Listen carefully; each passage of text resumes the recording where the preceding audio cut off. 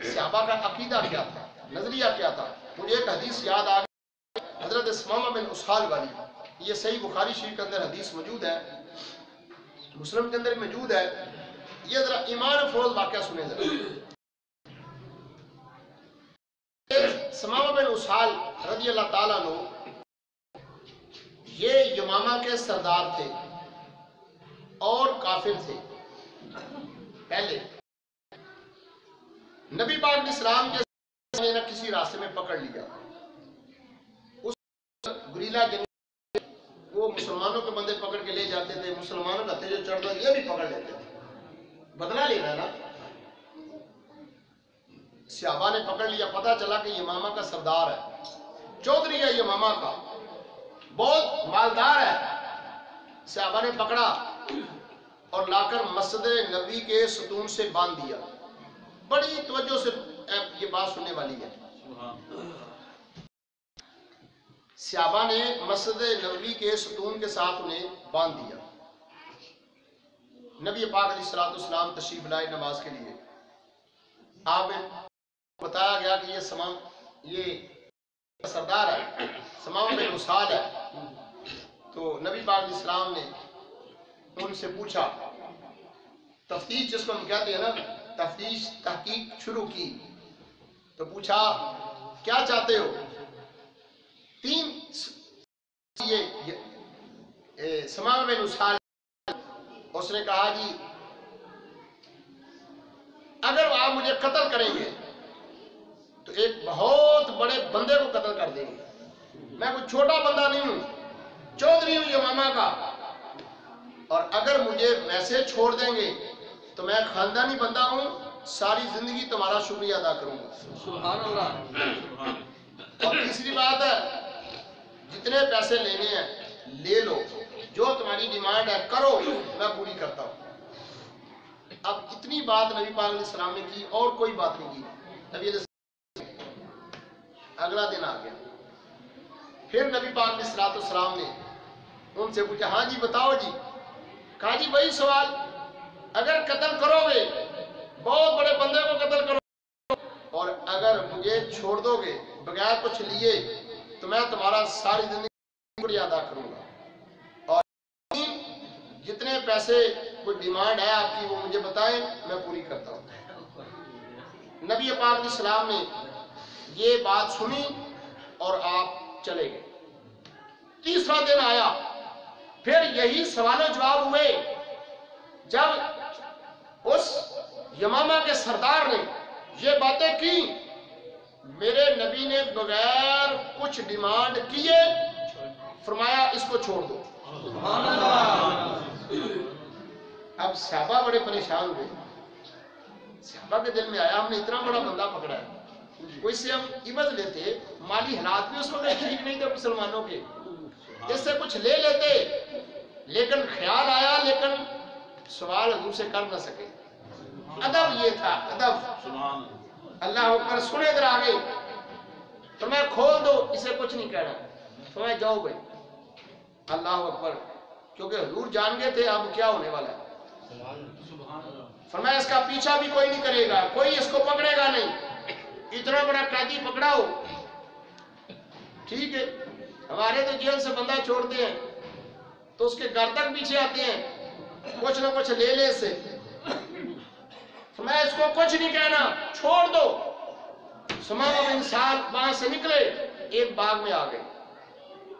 باغ میں آ کر اس باغ کے صحابی رسول تھے، کہا مجھے وضو کا غسل کا طریقہ بتاؤ. ٹھیک ہے، وہ سارا طریقہ سمجھا. پوچھا کیا ہوا؟ کہتا بس اب جو ہونا تھا ہو گیا، اب میں واپس حضور کے پاس مسجد میں جانا چاہتا ہوں اور اپنا وضو غسل جو کرنا تھا کرنے کے بعد وہی ثمامہ جس کو حضور نے چھوڑا صحابہ پکڑ کے لائے تھے وہ سیدھے مسجد میں آ گئے. یا رسول اللہ مجھے کلمہ پڑھا کے مسلمان بنا دے. نعرہ تکبیر، نعرہ رسالت، تو شان مصطفیٰ سنت. کہا مجھے اپنا غلام بنا لے. کلمہ پڑھا، نبی علیہ السلام سے تعلیم لی. عرض کرنے لگے کہ یا رسول اللہ میرا میں عمرہ کر لوں. ابھی مکے میں قبضہ ان کا تھا. یہ حضرت بات سننے والی ہے جو حضرت سما بن اسحاق نے کی. عرض کا حضور تعلیم مجھے دے. ٹھیک. تو انہوں نے چند جملے کہے. عرض کا یا رسول اللہ میری نظر میں تمہاری ذات اتنی پیاری نہیں تھی. وہ لفظ اور ہے, میں ادبن نہیں کہہ رہا. ٹھیک. لیکن اب میری نظروں میں آپ سے بڑھ کے کائنات میں کوئی چیز ہی نہیں ہے. سبحان اللہ. آپ کا شہر مدینہ مجھے اچھا نہیں لگتا تھا, اب شہر مدینہ سے بڑھ کے مجھے کوئی شہر اچھا نہیں لگتا. سبحان اللہ. اور آپ کا دین, میں آپ کا دین سے نفرت کرتا تھا, لیکن اب میرے دل میں اگر محبت ہے دینوں میں سے تو صرف تمہارے دین کے ساتھ. سبحان اللہ. یہ باتیں کی, نبی علیہ السلام نے تعلیم دی اور آپ چلے گئے مکہ. اب ذرا بات سننے والے چودھریوں کو, مکے چلے گئے. مکے گئے تو مکے والے سارے چونکہ ان کے یار تھے, یہ بھی چودھری وہ بھی چودھری, یہ بھی سردار وہ بھی سردار, ان سے یارانہ تھا. مکے گئے, مکے والوں نے کہا جی چلو اچھا ہوا چھوٹ کے آ گئے. انہیں ابھی نہیں پتا چلا تھا کہ یہ روح کا غلام بن کے آ گیا. سبحان اللہ. کیا بات ہوئی تو کسی نے کہا سبوتا کیا دین چھوڑ دیا تم نے اپنے باپ دادا کا؟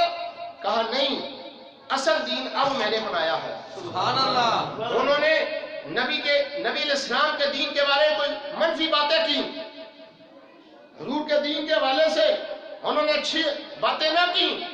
حضرت سماوہ بن اسحاق رضی اللہ تعالیٰ عنہ جلال میں آ گئے. حرم میں کھڑے ہو کر کیا کہتے ہیں؟ کہتے ہیں تم میرے دین کے خلاف بات کرتے ہو, ہیں اکیلے, سارے چودھری ہیں, اکیلے ہیں, قتل بھی ہو سکتے ہیں, لیکن جب حضور کا پیار دل میں آ جائے قتل کا ڈر نہیں رہتا. سبحان اللہ. کیا کہتے ہیں؟ واللہ لا یاتیکم من الیمامۃ حبۃ ہنتۃ حتی یاذن فیہا النبی علیہ الصلوۃ والسلام. فرمایا میں اس رب کی قسم اٹھا کر کہہ رہا ہوں, اگر دوبارہ میرے دین کے بارے, میرے رسول کے بارے تم نے منفی بات کی تو میں قسم اٹھا کر کہتا ہوں کہ یمامہ سے گندم کا ایک دانہ بھی میں مکے میں نہیں آنے دوں گا. سبحان اللہ. کیوں؟ مکے میں گندم نہیں تھی, یمامہ سے آتی تھی. فرمایا حضور کے خلاف بولو گے تو تمہارا معاشی بائیکاٹ کروں گا. یہ تعلیم ہمیں حضور کے صحابہ سے ملی ہے کہ نبی کی عزت کے سامنے کسی ملک کی کوئی حیثیت نہیں ہے, کسی معیشت کی کوئی حیثیت نہیں ہے. نقصان ہوتا تو ہو جائے, لیکن نبی علیہ الصلوۃ والسلام کی عزت پہ کمپرومائز نہیں ہوگا. وہ حرم میں اکیلا شہزادہ کھڑا ہے, وہ اکیلا کھڑا ہو کر کہتا ہے, اللہ کی قسم اٹھا کے کہتا ہوں تم بک بک کرو گے دین کے خلاف بولو گے تو پھر میں بھی بولوں گا. میں کیا کروں گا پھر دیکھنا, میں یمامہ سے گندم بند کر کے تمہیں بھوکا مار دوں گا, تمہارا معاشی بائیکاٹ کر دوں گا. اس لیے حضور کی عزت کے سامنے حکومتوں کو گھٹنے نہیں ٹیکنے چاہیے, جرأت سے کھڑے ہو جانا چاہیے کہ نبی کی عزت سے بڑھ کے کوئی چیز نہیں ہے. سبحان اللہ. وہاں عزت ملنی ہے. پاکستان کس کے نام پہ بنا ہے؟ نبی کے نام پہ بنا ہے. سبحان اللہ. اور نبی کے نام کی عزت نہ ہو تو پھر ہمیں جینے کا حق کیا؟